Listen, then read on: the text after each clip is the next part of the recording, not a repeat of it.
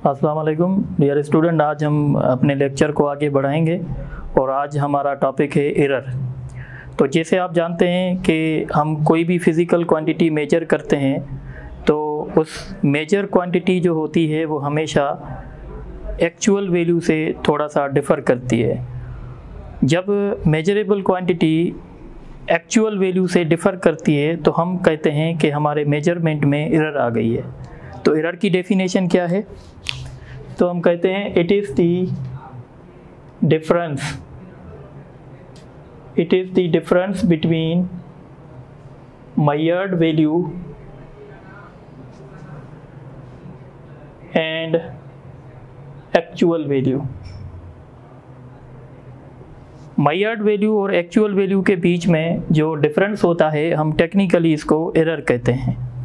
जैसे आप समझें कि हमने किसी बाटी का हम समझें कि हमारा वाटर जो था वो बॉयल हो रहा था, और जब हमारा वाटर बॉयल हो रहा था तो उस टाइम पे वाटर का टेम्परेचर समझें हमने जो मेजर किया वो 100.5 सेल्सियस है, जबकि हम जानते हैं कि वाटर की जो बॉइलिंग पॉइंट होती है वो 100 सेल्सियस होती है।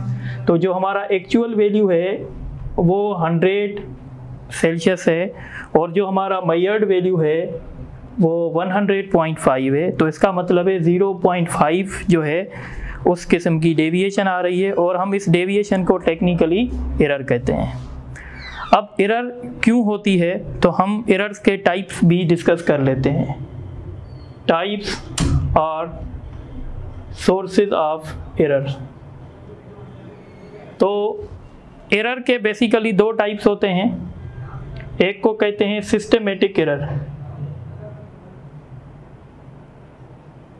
और दूसरे को कहते हैं रैंडम एरर।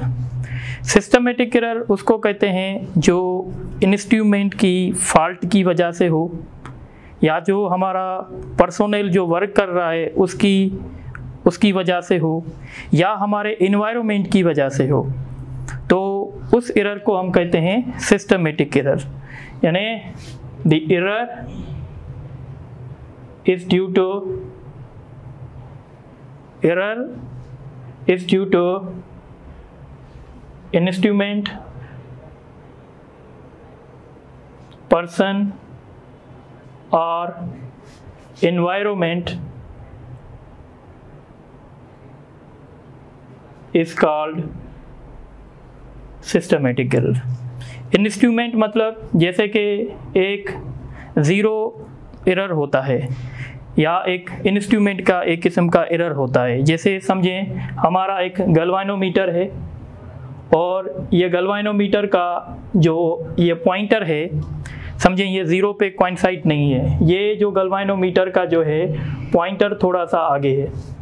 तो लाजमी है जब हम इस गैल्वेनोमीटर से करंट मेजर करेंगे तो लाजमी है जो हमारा मेजर्ड वैल्यू होगा उसमें डिफरेंस आएगा।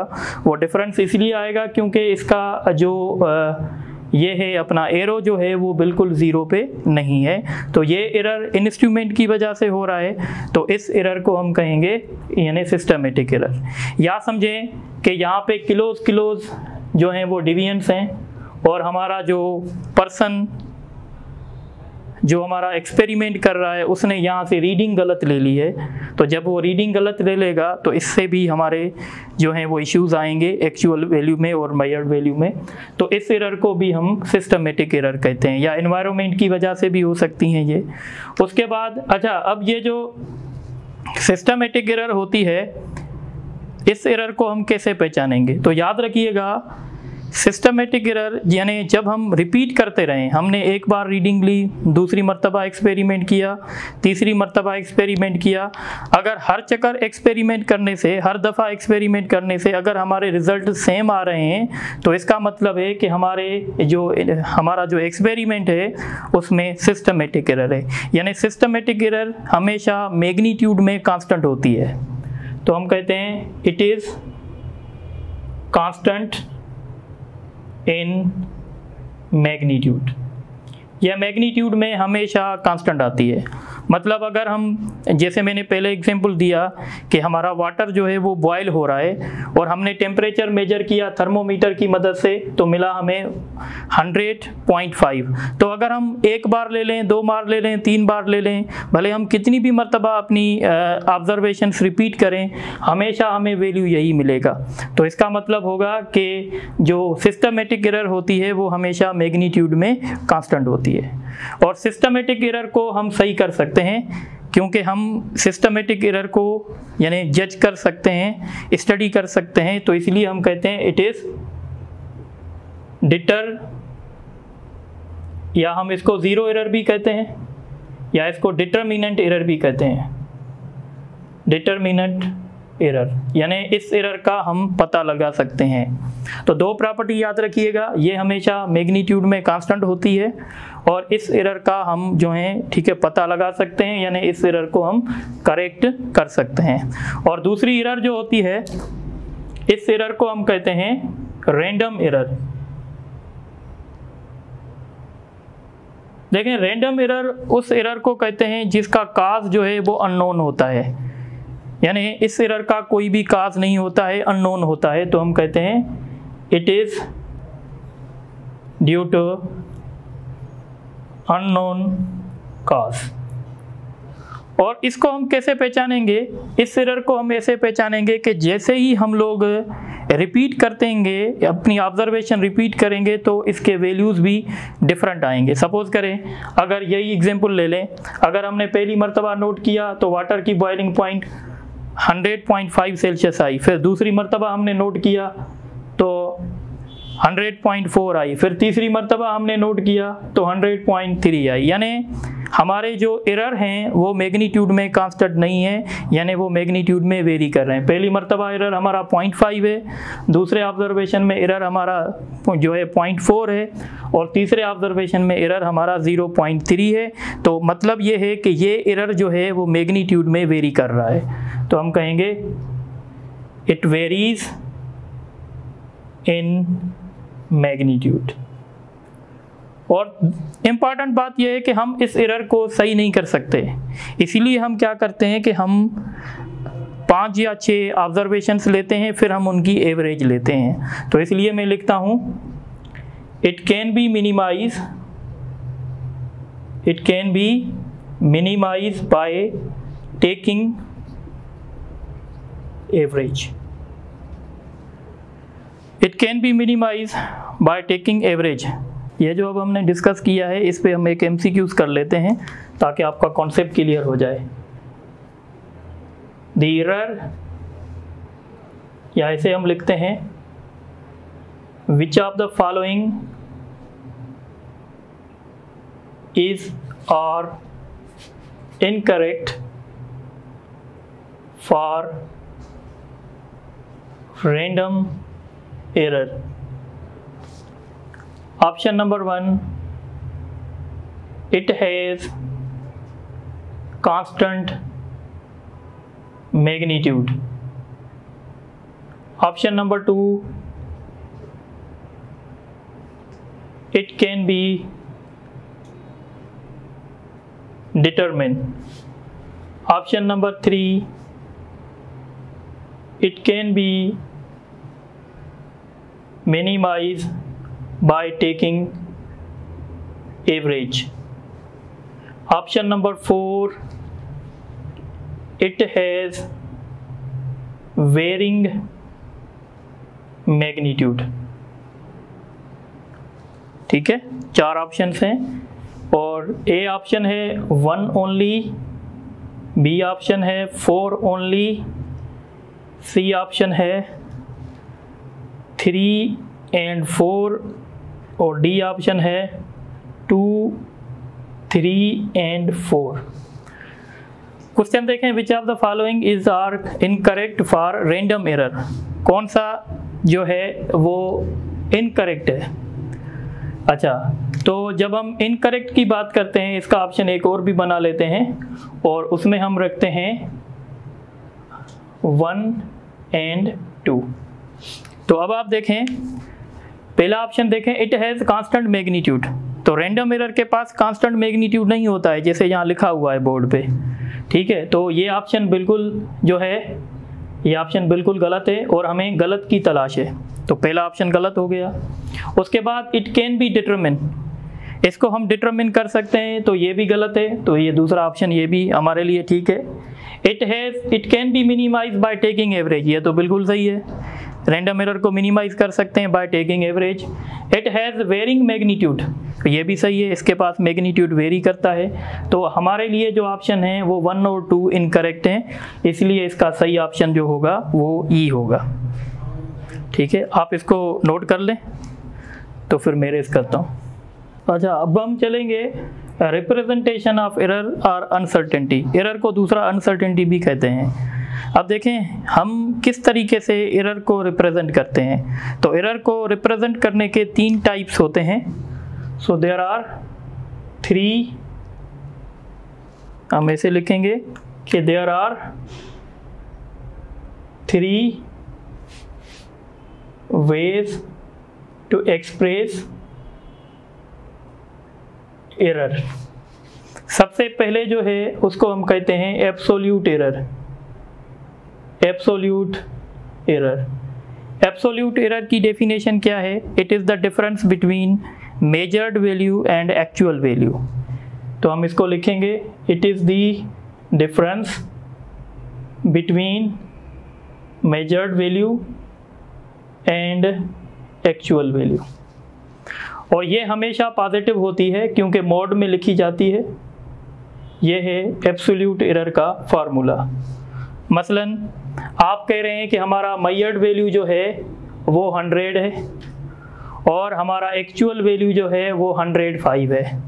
तो इसका मतलब है अगर मैं इसकी, ये हमारा कौन सा वैल्यू है, ये हमारा एक्चुअल वैल्यू है, ये हमारा मेजर्ड वैल्यू है, तो इसका मतलब है यहाँ पे जो एब्सोल्यूट एरर होगी वो 0.5 होगी। तो ये एब्सोल्यूट एरर निकालने का फार्मूला होता है।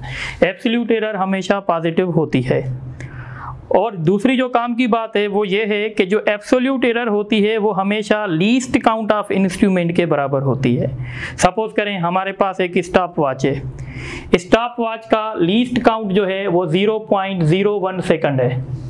तो अगर स्टॉप वॉच का लीस्ट काउंट 0.01 सेकंड है तो हम कहेंगे उस स्टॉप वॉच की मदद से हम जो भी मेजरमेंट करेंगे टाइम की, उसमें जो एब्सोल्यूट अनसर्टेनिटी होगी वो 0.01 सेकंड होगी। तो मैं पॉइंट लिख लेता हूँ, it is always equal to least count of instrument. अब इसको लिखने का तरीका देखें। सपोज मैंने स्टॉप वॉच से कोई रीडिंग ली, उस स्टॉप वॉच का जो लीस्ट काउंट था वो 0.01 सेकंड था और मैंने उस स्टॉप वॉच से सिंपल पेंडुलम का टाइम पीरियड नोट किया, तो उसका टाइम पीरियड आया 5 सेकंड। तो इसको मैं कैसे लिखूंगा? तो टाइम पीरियड को अब मैं ऐसे लिखूंगा 5, यानी ये जो वैल्यू मैंने मेजर किया, और इसके साथ में लिखूंगा एब्सोल्यूट एरर। एब्सोल्यूट एरर कितनी होगी? तो ये एब्सोल्यूट एरर होगी 0.01, यानी ये हो गया मेजर्ड वैल्यू और ये हो गया इसमें एरर, क्योंकि स्टॉप वॉच का जो लीस्ट काउंट था वो 0.01 सेकंड था। तो जब कोई भी मेजरमेंट ऐसे लिखी जाएगी तो हम उसको ऐसे पढ़ सकते हैं कि भाई ये मेजर्ड वैल्यू है और ये उसमें एब्सोल्यूट जो है वो एरर है। बात मेरी समझ में आ रही है? तो इस तरीके से हम उसको डिफाइन कर सकते हैं। इसी तरीके से हम एक दूसरा फॉर्म डिस्कस करेंगे। दूसरा फॉर्म है हमारे पास जिसको कहते हैं relative error. Relative error, relative error क्या है? तो रिलेटिव एरर की हम डेफिनेशन लिखते हैं, it is the ratio of absolute error to the measured value, यानी it is the ratio of absolute error divided by measured value. अगर थोड़ी देर के लिए आप समझें कि ये जो हमारे पास रिलेटिव एरर है, हम इसको डेल्टा एक्स से शो करते हैं। डेल्टा एक्स जो है वो एब्सोल्यूट एरर है और जो मेजर्ड वैल्यू है हमारा एक्स है, तो रिलेटिव एरर का फार्मूला होगा delta x upon x. Suppose करें अगर हमारे पास फोर्स एफ है और फोर्स में जो एब्सोल्यूट अनसर्टेनिटी है वो डेल्टा एफ है। तो फिर हम रिलेटिव एरर को कैसे लिखेंगे? तो रिलेटिव एरर को लिखने का फार्मूला होगा डेल्टा एफ अपॉन एफ, यानी ये रिलेटिव एरर का फार्मूला हो जाएगा। जब भी हमें रिलेटिव एरर निकालनी होगी तो हमें सबसे पहले एब्सोल्यूट एरर का पता होना चाहिए और उसी के साथ हमें मेजर्ड वैल्यू का पता होना चाहिए। ठीक है, बात समझ में आ रही है? इसी के साथ हम एक और एरर डिस्कस करेंगे और इस एरर को कहते हैं percentage error.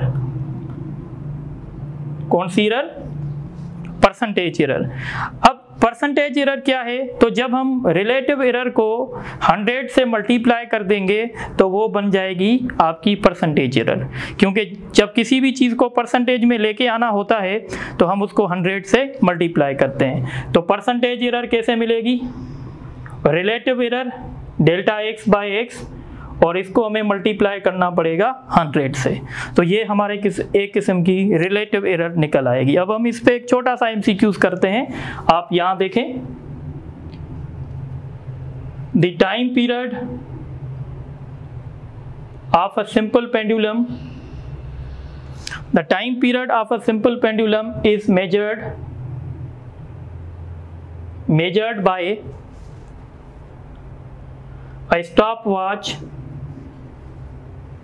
is 10 seconds if least count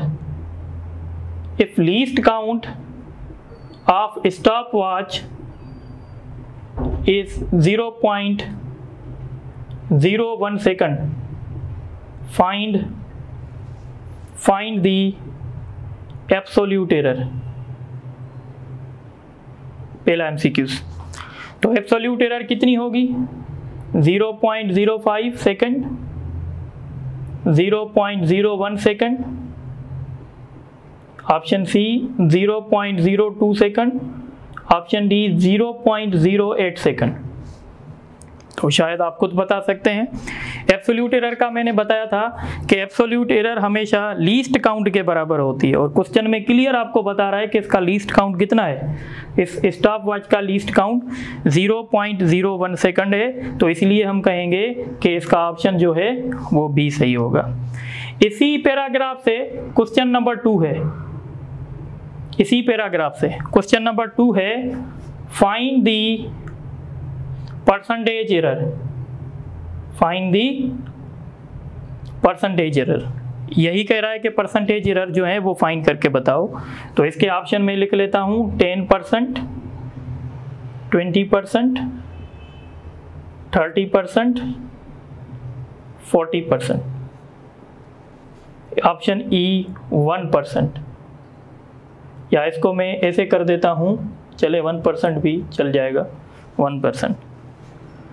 तो अब कौन सा फार्मूला है परसेंटेज एरर का? तो परसेंटेज एरर का फार्मूला है, हम परसेंटेज एरर टाइम की निकालना चाहते हैं तो इसका फार्मूला होगा delta T upon T multiplied by 100। ये परसेंटेज एरर का फार्मूला हो जाएगा। डेल्टा टी किसको कहेंगे? एब्सोल्यूट एरर को, और एब्सोल्यूट एरर हमेशा लीस्ट काउंट के बराबर होती है। तो लीस्ट काउंट कितनी है? 0.01, और हमारा जो टाइम है वो मेजर्ड कितना है? 10 और मल्टीप्लाइड बाय 100। तो ये 0 इससे कैंसिल, इसको मल्टीप्लाई करेंगे तो क्या रिजल्ट आएगा? इसको अगर हम मल्टीप्लाई करेंगे तो इसका रिजल्ट आएगा आई थिंक 0.1। इसको थोड़ा सा सही कर दो, ये 0.1 ऑप्शन लिख लो। तो इसका मतलब है सही ऑप्शन कौन सा होगा? तो सही ऑप्शन जो है वो ई होगा। इसी तरीके से हम ये एरर कैलकुलेट कर सकते हैं। बात समझ में मेरी आ रही है? इसी तरीके से अब हम ये सीखेंगे कि हमारी जो एरर है वो प्रोपोगेट कैसे होगी। यानी मसलन अगर एक हमारी क्वांटिटी है जो दो दूसरी क्वांटिटीज़ के साथ मिलके बन रही है, तो लाजमी है एक क्वांटिटी अगर दूसरी क्वांटिटीज़ के साथ मिलके बनेगी तो उस क्वांटिटी में कितनी अनसर्टेनिटी आएगी, अब हम ये डिस्कस करेंगे। तो आप ये नोट कर लें, तो फिर मैं इरेज करता हूँ। अच्छा, तो अब हम डिस्कस करेंगे प्रोपोगेशन ऑफ अनसर्टेनिटी। अब सपोज करें एक हमारी क्वांटिटी है जो y is equal to a plus minus B, यानी y जो है वो a और b की एडिशन से बन रही है या y जो है वो a और b के सब्ट्रैक्शन से बन रही है। अगर a में अनसर्टेनिटी होगी, b में अनसर्टेनिटी होगी, तो डेफिनेटली y में भी अनसर्टेनिटी होगी। कितनी अनसर्टेनिटी यानी प्रोपोगेट होगी वो हम कैसे कैलकुलेट करेंगे? आप ऐसा समझें, डेल्टा a और डेल्टा b ये एब्सोल्यूट अनसर्टेनिटीज़ हैं a में और b में। तो हम अनसर्टेनिटी y में कैसे कैलकुलेट करेंगे?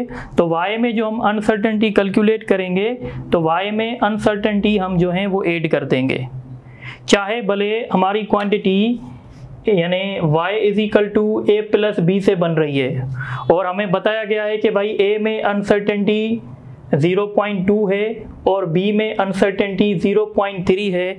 तो आप बताओ y में कितनी अनसर्टेनिटी होगी? तो y में अनसर्टेनिटी कितनी होगी? हम दोनों को ऐड कर देंगे, यानी एब्सोल्यूट अनसर्टेनिटीज़ हमेशा ऐड होती हैं, तो ये 0.5 हो जाएगा। पर अगर सपोज करें y बन रही है a माइनस b से, पर जब हम इनकी अनसर्टेनिटीज निकालेंगे फिर भी हम ऐड करेंगे, यानी क्वांटिटी भले एडिशन से बने या सब्ट्रैक्शन से बने, पर अनसर्टेनिटी एब्सोल्यूट अनसर्टेनिटी उनकी हमेशा आपस में ऐड होगी। यानी इसी केस में भी हम अनसर्टेनिटी कहेंगे कि कितनी है? 0.5 है। बात समझ में आ रही है? इसी तरीके से अगर हम कैलकुलेट करना चाहते हैं, अगर हमारी quantity y is equal to a into b बन रही है, यानी दो चीज़ों की मल्टीप्लिकेशन से बन रही है, और हमें बताया गया है कि a में जो परसेंटेज अनसर्टेनिटी है, अब ये थी एब्सोल्यूट और ये है परसेंटेज। अगर हमें बताया गया है कि भाई a में जो अनसर्टेनिटी है वो 5% है, या a यानी डेल्टा a अपान a% है और इसमें डेल्टा b अपान b% है, तो आप बताएं y में परसेंटेज अनसर्टेनिटी कितनी होगी? तो y में परसेंटेज अनसर्टेनिटी कितनी होगी? तो अगर हमारी क्वांटिटी मल्टीप्लिकेशन से बन रही है तो हम उनकी अनसर्टेनिटी आपस में ऐड करेंगे, पर अनसर्टेनिटी कौन सी होनी चाहिए? Percentage uncertainty. सपोज करो एक न्यूमेरिकल में मैं कह रहा हूँ कि भाई फोर्स जो है वो मास इनटू एक्सेलरेशन है, और मैं आपको बता रहा हूँ कि भाई मास में जो परसेंटेज अनसर्टेनिटी है, जब डेल्टा m अपान m लिखूंगा तो ये परसेंटेज अनसर्टेनिटी होगी, जब सिर्फ डेल्टा m लिखूंगा तो ये एब्सोल्यूट अनसर्टेनिटी होगी, जैसे हमने पहले डिस्कस किया था। अगर मास में परसेंटेज अनसर्टेनिटी है 5 और एक्सेलरेशन में परसेंटेज अनसर्टेनिटी है 3, तो फोर्स में परसेंटेज अनसर्टेनिटी कितनी होगी? तो हमें पता है कि अगर कोई क्वांटिटी मल्टीप्लिकेशन से बनेगी तो हम उनकी परसेंटेज अनसर्टेनिटी आपस में ऐड करेंगे, यानी हम कहेंगे 5 + 3 8%। बात आ रही है समझ में? इसी तरीके से कोई क्वांटिटी है जो y is equal to a upon b से बन रही है, और हमें बताया गया है कि a में जो परसेंटेज अनसर्टेनिटी है वो डेल्टा a अपान a है, और b में जो परसेंटेज अनसर्टेनिटी है वो डेल्टा b अपान b है। तो आप बताएं y में परसेंटेज अनसर्टेनिटी कितनी होगी? तो भले क्वांटिटी हमारी मल्टीप्लिकेशन से बने या डिवाइड से बने, हम उनकी जो परसेंटेज अनसर्टेनिटी होंगी वो हमेशा हम आपस में ऐड करेंगे। बात समझ में आ रही है? सपोज हमारे पास है डेंसिटी होता है मास अपान वॉल्यूम, और हमें बताया गया है कि भाई मास में जो अनसर्टेनिटी है वो 5% है और वॉल्यूम में जो अनसर्टेनिटी है वो 3% है, और हमसे पूछ रहे हैं भाई डेंसिटी में अनसर्टेनिटी बताओ कितने % होगी? तो अगेन हम क्या करेंगे? अगेन हम दोनों की अनसर्टेनिटी आपस में ऐड करेंगे, यानी हम कहेंगे 5 + 3 हम कहेंगे 8% है।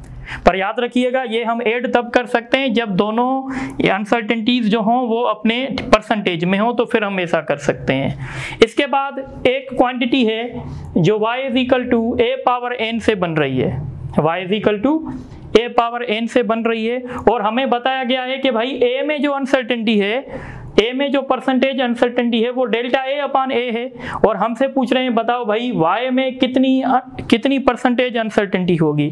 तो उसका फार्मूला होगा delta y upon y means percentage uncertainty in y is equal to n, यानी जो भी पावर होगा वो हम इसके साथ मल्टीप्लाई कर देंगे। कैसे? मसलन वॉल्यूम ऑफ स्फीयर का फार्मूला है 4/3 πr³, और हमें बताया गया है कि भाई रेडियस में जो अनसर्टेनिटी है वो 3% है, या इसको मैं कर देता हूँ 4% है। रेडियस में अनसर्टेनिटी 4% है और हमसे पूछ रहे हैं बताओ भाई वॉल्यूम में कितनी अनसर्टेनिटी आएगी। तो जब हम वॉल्यूम की अनसर्टेनिटी कैलकुलेट करेंगे तो ये 4/3 पाई नंबर है, नंबर में कभी भी अनसर्टेनिटी नहीं हो सकती क्योंकि वैल्यू है। तो ये 3 आके मल्टीप्लाई करेगा और डेल्टा आर अपॉन आर होगा। तो आपको पता है डेल्टा आर अपॉन आर इन्होंने कितना दिया है, 4 दिया है। तो हम क्या करेंगे, 4 को 3 से मल्टीप्लाई करेंगे तो हम कहेंगे भाई वॉल्यूम में जो अनसर्टेनिटी होगी वो 12% होगी।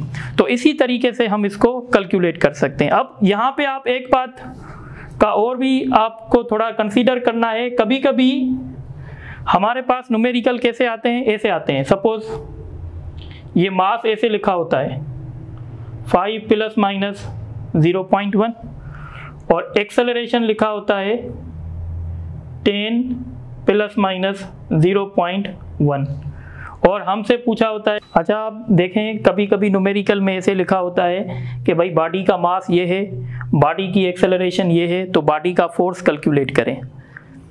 तो देखो ये जो हमें दे रहे हैं ये हमें मेजर्ड वैल्यू दे रहे हैं और साथ ही साथ इनकी अनसर्टेनिटी भी दे रहे हैं। ये मेजर्ड वैल्यू है और ये अनसर्टेनिटी दे रहे हैं। ये जो अनसर्टेनिटी है वो कौन सी है, तो ये याद रखिएगा ये हमेशा एब्सोल्यूट अनसर्टेनिटी है। तो हमें फोर्स को भी ऐसे लिखना पड़ेगा। फोर्स को कैसे लिखना पड़ेगा, F ± डेल्टा F। हमें यहाँ पे दो बातें कैलकुलेट करनी पड़ेंगी, एक हमें फोर्स कैलकुलेट करना पड़ेगा और एक दूसरा उसमें एब्सोल्यूट अनसर्टेनिटी कैलकुलेट करनी पड़ेगी। फोर्स कैलकुलेट करना तो बहुत आसान है, मास इंटू एक्सेलरेशन। भाई मास का वैल्यू कितना है 5, एक्सेलरेशन का वैल्यू कितना है 10, तो ये कितना हो गया 50। अब हमने F निकाल दिया है, अब हमें क्या निकालना चाहिए, डेल्टा F। हमें पता है कि ये जो डेल्टा F अपॉन F है, यानी जब भी दो क्वांटिटीज की मल्टीप्लिकेशन होती है तो हम कॉन्सेप्ट यूज करते हैं परसेंटेज एरर का। किसका कॉन्सेप्ट यूज करते हैं, परसेंटेज एरर का। और percentage error means delta M upon M plus delta A upon A। पर आपको यहाँ पे क्या चाहिए, यहाँ पे आपको परसेंटेज एरर नहीं चाहिए, यहाँ पे आपको चाहिए रिलेटिव एरर, और सॉरी यहाँ पे आपको चाहिए एब्सोल्यूट एरर, यानी यहाँ पे आपको डेल्टा F चाहिए। तो आप क्या करेंगे, ये डेल्टा F फाइंड करने के लिए आप इस F को इस साइड पे ले जाएंगे और जब आप इस साइड पे ले जाएंगे तो ये F क्या करेगा, F मल्टीप्लाई करेगा। अब आप ये सारे वैल्यूज रखेंगे, सारे वैल्यूज मतलब डेल्टा M, तो डेल्टा M आपको पता है कितना है 0.1 डिवाइडेड बाय M यानी 5। Delta A 0.1 divided by 10 multiplied by force आपने कितना कैलकुलेट किया हुआ है 50, तो आप इसको 50 से मल्टीप्लाई कर देंगे। अगर आप इसकी सॉल्यूशन करें 0.1 को 5 से डिवाइड करेंगे क्या आएगा, 0.1 डिवाइडेड बाय 5 0.2, तो ये आ गया 0.02 और ये 0.01 हो जाएगा। और इसको मल्टीप्लाई किसके साथ करना है, 50 के साथ। तो 0.02 प्लस 0.01 कितना बनता है 0.03, इसको मल्टीप्लाई करेंगे 50 के साथ। तो जब हम इसको मल्टीप्लाई करेंगे 0.03 मल्टीप्लाइड बाय 50, तो डेसिमल 2 के बाद है, तो ये रिजल्ट आएगा इसका 1.5। यानी अब हमने डेल्टा F कैलकुलेट कर लिया है, डेल्टा F हमारा क्या आया 1.5। तो इसी तरीके से हम अपने फाइनल रिजल्ट को ये लिखेंगे, यानी हम फोर्स को कैसे लिखेंगे भाई, मेजर्ड वैल्यू कितना है 50 और अनसर्टेनिटी कितनी आई ±1.5, तो हम इसको ऐसे लिख सकते हैं। तो इस तरीके के न्यूमेरिकल्स भी INT टेस्ट में आते हैं, तो आप इनको नोट करें ताकि हम MCQs इस पे सॉल्व कर सकें। अच्छा अब हम इस पे कुछ MCQs डिस्कस करते हैं। जैसे एक मैंने क्वेश्चन दिया है कि delta L means change in length is given by L1 minus L2 if absolute uncertainty in L1 is 0.2 and L2 is 0.5, find absolute uncertainty in delta L। तो जैसे हम जानते हैं कि कोई भी क्वांटिटी भले सब्ट्रैक्शन से बने या एडिशन से बने, हम उनकी एब्सोल्यूट अनसर्टेनिटी ऐड करते हैं। तो लिहाजा हम लिखेंगे कि भाई जो इसमें अनसर्टेनिटी आएगी वो होगी delta L1 plus delta L2। Delta L1 जो है वो कितने हैं 0.2 है, ये 0.5 है, तो ये 0.7 होगी। तो इसका ऑप्शन जो होगा वो बी होगा। इसी तरीके से ये देखें, the uncertainty in mass is 10%। मास में जो अनसर्टेनिटी है 10% है, और जो एक्सेलरेशन में अनसर्टेनिटी है वो 2% है। तो फोर्स में अनसर्टेनिटी कितनी होगी? अब ये देखें, जो अनसर्टेनिटी दी जा रही है ये परसेंटेज में है, तो जब परसेंटेज में, और आपको पता है फोर्स का फार्मूला होता है मास इनटू एक्सेलरेशन, तो जब हम परसेंटेज अनसर्टेनिटी की बात करते हैं और क्वांटिटी मल्टीप्लिकेशन से बनती है, तो हम कहते हैं अनसर्टेनिटी आपस में क्या करेंगे, ऐड करेंगे। तो मास में अनसर्टेनिटी कितनी आ रही थी, 10%, और एक्सेलरेशन में 2%, तो दोनों को जमा कर देंगे तो ये 12% हो जाएगा। तो इसका राइट ऑप्शन होगा 12%। इसी तरीके से क्वेश्चन ये देखें, the uncertainty in volume is 10% and uncertainty in mass is 6%, find the uncertainty in density. तो डेंसिटी का फार्मूला था m/v। ये जो अनसर्टेनिटी दी जा रही है ये परसेंटेज में दी जा रही हैं, और हमें पता है जब कोई भी क्वांटिटी मल्टीप्लिकेशन से बने या डिवाइड से बने, हम उनकी परसेंटेज अनसर्टेनिटी आपस में ऐड करते हैं। तो दोबारा मैं लिखूंगा delta m/m plus delta v/v। तो डेल्टा m मास में अनसर्टेनिटी कितनी है, 6%, और वॉल्यूम में 10%, तो टोटल मिला के 16% हो जाएगा। तो इसका ऑप्शन होगा सी। इसी तरीके से ये क्वेश्चन देखें, the uncertainty in mass is 20% and uncertainty in speed is 6%, find the uncertainty in kinetic energy. तो काइनेटिक एनर्जी का फार्मूला है 1/2 mv²। आपको पता है नंबर में कभी भी अनसर्टेनिटी नहीं आती है, और मास और वेलोसिटी ये दोनों, तो हमें पता है हमें दी जा रही है परसेंटेज, तो ये दोनों क्वांटिटी मल्टीप्लाई कर रही हैं, तो हम कहेंगे इनकी अनसर्टेनिटी आपस में ऐड होंगी। पर आप अब यहाँ पे पावर रूल भी यूज़ करेंगे, यानी इसके ऊपर स्क्वायर है, तो जो पावर होगा वो यहाँ मल्टीप्लिकेशन पे आ जाएगा। जैसे हमने फार्मूला पढ़ा था, आपको याद होगा, जैसे हमने पढ़ा था y = a⁴n, तो n आगे मल्टीप्लाई करता है और ये डेल्टा a/a हो जाता है। तो इसी तरीके से अब हम वैल्यू रखेंगे। मास में अनसर्टेनिटी कितनी है, 20%, और एक्सेलरेशन में, वेलोसिटी में 6% है। तो हम इसको सॉल्व करेंगे तो ये हो जाएगा 32%। तो इसका राइट ऑप्शन होगा 32 यानी सी। इसी तरीके से ये क्वेश्चन देखें, the uncertainty in determination of time period of simple pendulum is 10%। Time period में जो अनसर्टेनिटी है वो 10% है, और लेंथ में जो अनसर्टेनिटी है वो 4% है। हमें अनसर्टेनिटी फाइंड करनी है जी में। तो टाइम पीरियड का फार्मूला आप जानते हैं, 2π रेडिकल L/g, 2π तो नंबर है, और हमें यहाँ से सॉल्व जी को करना है। तो सबसे पहले हम स्क्वायरिंग बोथ साइड करेंगे, L/g हो जाएगा। तो यहाँ से अगर हम g को सॉल्व करना चाहें तो L/t² हो जाएगा। और आपको पता है कि भले क्वांटिटी डिवाइड से बनती हो या मल्टीप्लिकेशन से बनती हो, हम उनकी परसेंटेज एरर हमेशा आपस में ऐड करते हैं। तो डेल्टा g हम कैसे फाइंड करेंगे, तो डेल्टा L/L और प्लस लिखेंगे, पर t के ऊपर स्क्वायर है, तो ये हो जाएगा 2 डेल्टा t/t। अगर आप इसको सॉल्व करें, लेंथ में अनसर्टेनिटी कितनी है, 4%, टाइम पीरियड में 10%, 10 2 से मल्टीप्लाई करेगा 20, यानी इसका राइट ऑप्शन होगा 24। तो इसका ऑप्शन बी सही होगा। इसी तरीके से अब ये एक बहुत इंपॉर्टेंट न्यूमेरिकल है, y = a⁴n b/c, और यहाँ पे परसेंटेज अनसर्टेनिटी दी जा रही है, a में डेल्टा a/a, b में डेल्टा b/b, और c में डेल्टा c/c। तो अनसर्टेनिटी फाइंड करनी है हमें किसमें, y में। तो हम यहाँ पे देखेंगे कि हमारा फार्मूला जो लिखा हुआ है वो y = a⁴n b और c। तो y में जो अनसर्टेनिटी है तो ये n आके मल्टीप्लाई करेगा, यहाँ लिखेंगे डेल्टा a/a, और भले क्वांटिटी मल्टीप्लिकेशन से बन रही हो या डिवाइड से, हम उनकी अनसर्टेनिटी आपस में ऐड करेंगे। तो यहाँ लिखेंगे डेल्टा b/b, और यहाँ लिखेंगे डेल्टा c/c। तो ये इसका सही ऑप्शन होगा, और ये ऑप्शन अगर आप देखेंगे तो आपको कहाँ मिलेगा, बी में मिलेगा। तो हम कहेंगे इसका बी आंसर जो है वो बिल्कुल सही है।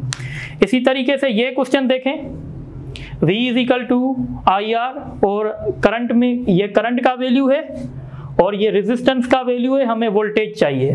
तो जैसे कि मैंने आपको एक न्यूमेरिकल करवाया था, तो आप यहाँ ये देखें कि V is equal to IR है और हमें वोल्टेज भी ऐसे फाइंड करनी है, V is equal to V plus delta V।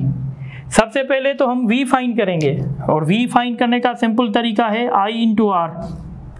तो अगर हम I देखें तो I कितना है, करंट का वैल्यू है 10 और रेजिस्टेंस का वैल्यू भी 10 है, तो ये हो जाएगा 100। अब हमें डेल्टा V चाहिए, हमें पता है परसेंटेज एरर का फार्मूला यूज करेंगे, तो डेल्टा V बाय V बराबर होगा delta I upon I plus delta R upon R। पर यहाँ से हमें डेल्टा V फाइंड नहीं करना, हमें सिर्फ डेल्टा V चाहिए, तो ये यहाँ जाके मल्टीप्लाई करेगा delta I upon I delta R upon R और मल्टीप्लाई करेगा V।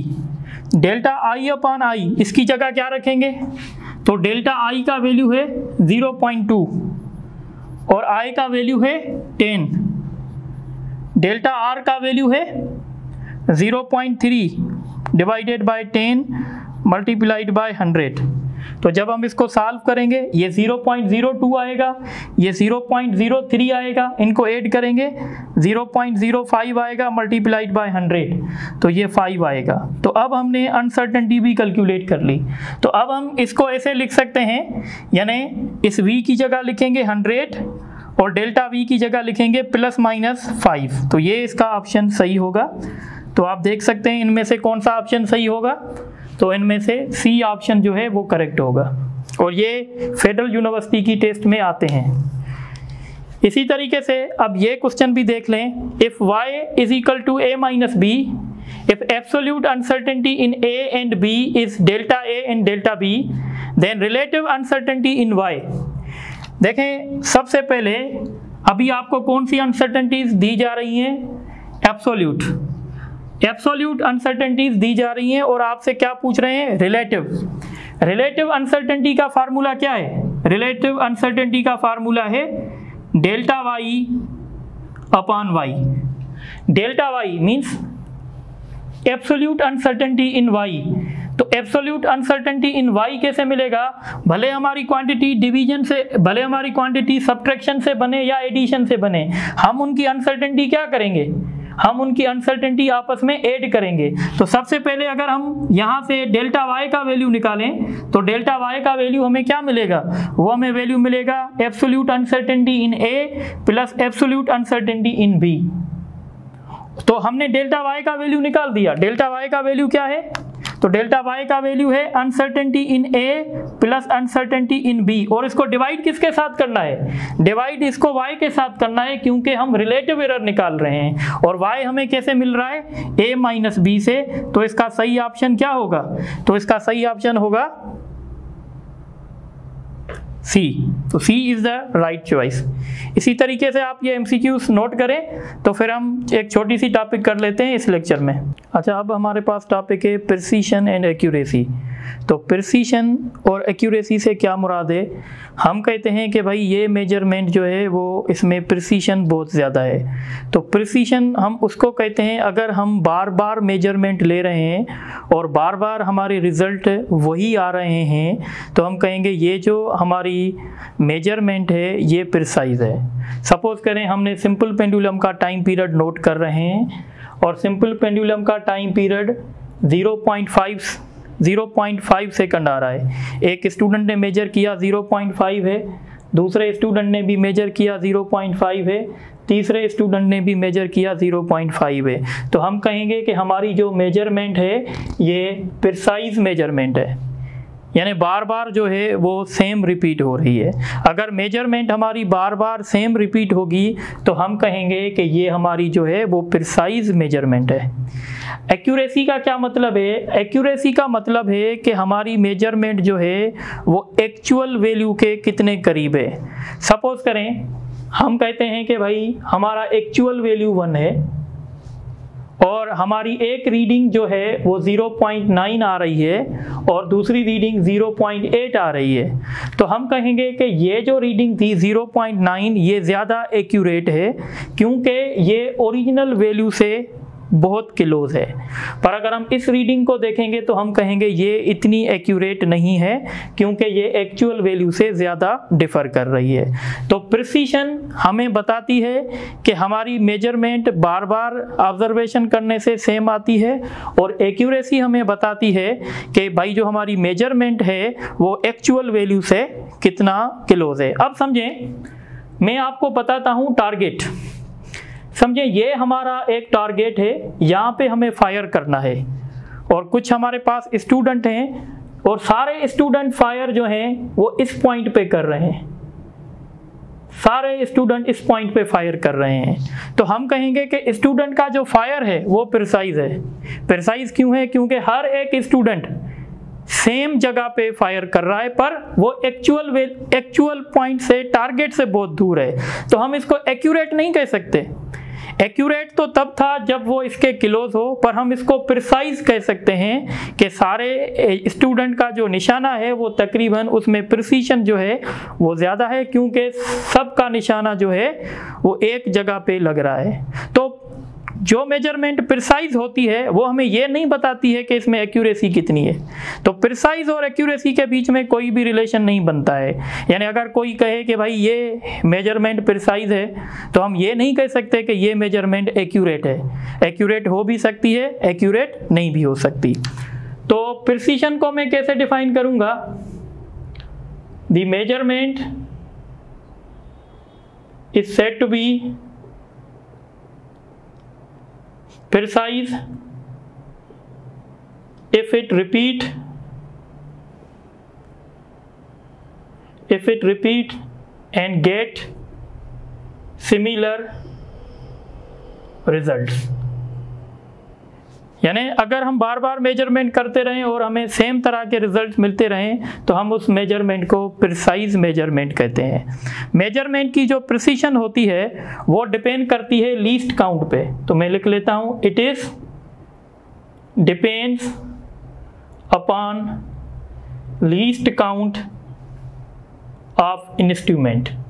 जितना इंस्ट्रूमेंट का लीस्ट काउंट छोटा होगा उतना वो मेजरमेंट प्रिसाइज होगी, उतना हम कहेंगे ये इंस्ट्रूमेंट प्रिसाइज है। मसलन एक इंस्ट्रूमेंट है जिसका लीस्ट काउंट 0.1 है और दूसरा इंस्ट्रूमेंट है जिसका 0.01 है, तो हम कहेंगे ये जो इंस्ट्रूमेंट है ये ज़्यादा जो है वो प्रिसाइज है।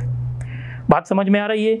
अब दूसरी बात ये नोट करें कि सपोज मैं अगर आपको वैल्यू दे दूं, मैं कहूं भाई एक वैल्यू है 0.25 और दूसरा वैल्यू है, सपोज करें मैं ऐसे करता हूं, एक वैल्यू है 26.2 और दूसरा वैल्यू है 125.25 और तीसरा वैल्यू है 6.263।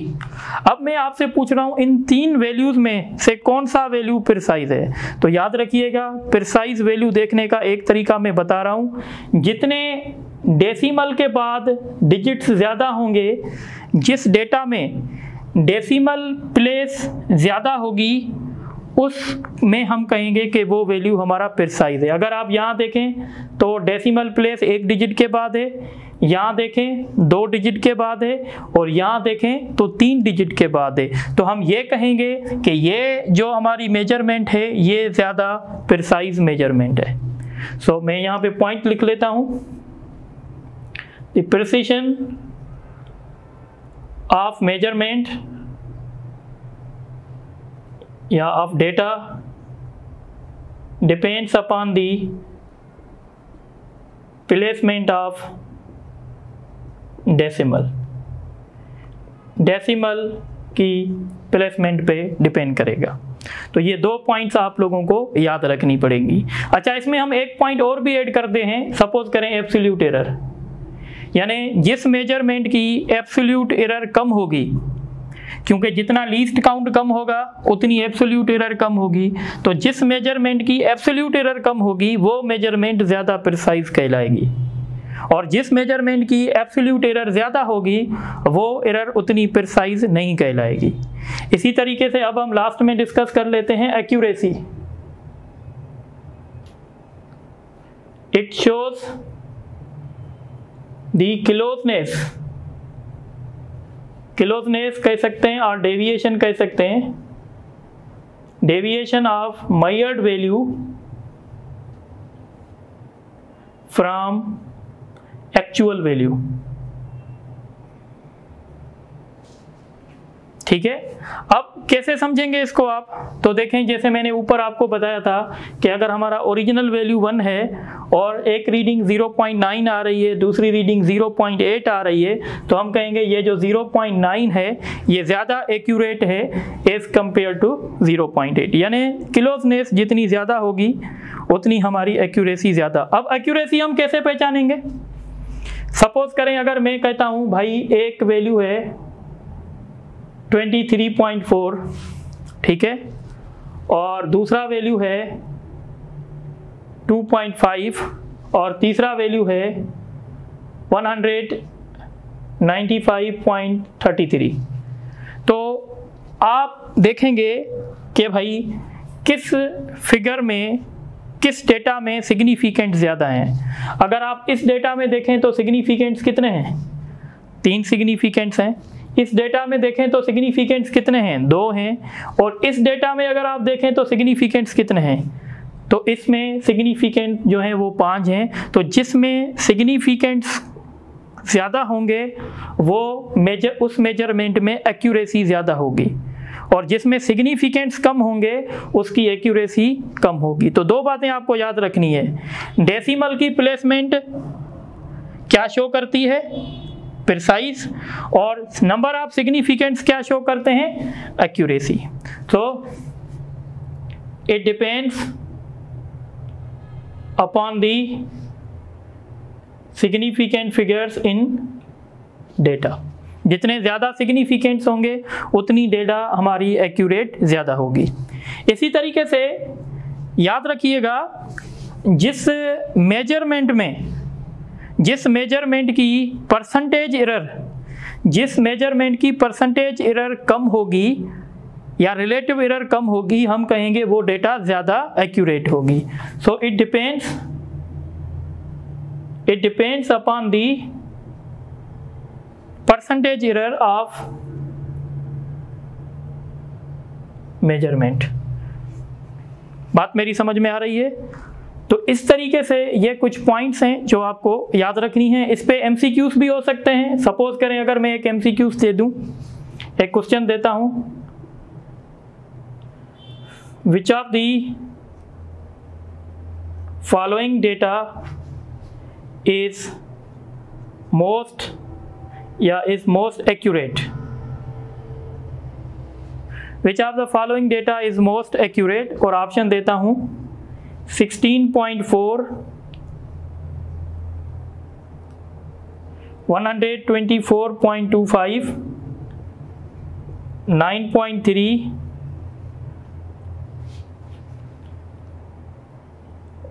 149.253। अब आप बताएं इस डेटा में कौन सी डेटा जो है वो ज़्यादा एक्यूरेट है? तो एक्यूरेसी के लिए आपको क्या देखना पड़ेगा? Number of significants. जिस डेटा में नंबर ऑफ सिग्निफिकेंट ज़्यादा होंगे वो डेटा ज़्यादा एक्यूरेट होगी। इस डेटा में सिग्निफिकेंट कितने हैं? 3। इसमें कितने हैं? 5। इसमें कितने हैं? 2। और इसमें कितने हैं? 6। तो ये डेटा हमारे लिए ज़्यादा एक्यूरेट होगी। इसी तरीके से एक और क्वेश्चन देख लें।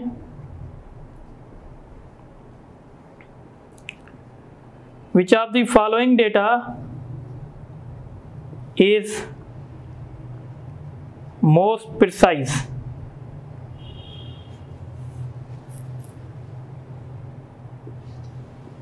इनमें से कौन सी डेटा ज़्यादा प्रिसाइज है? ऑप्शन है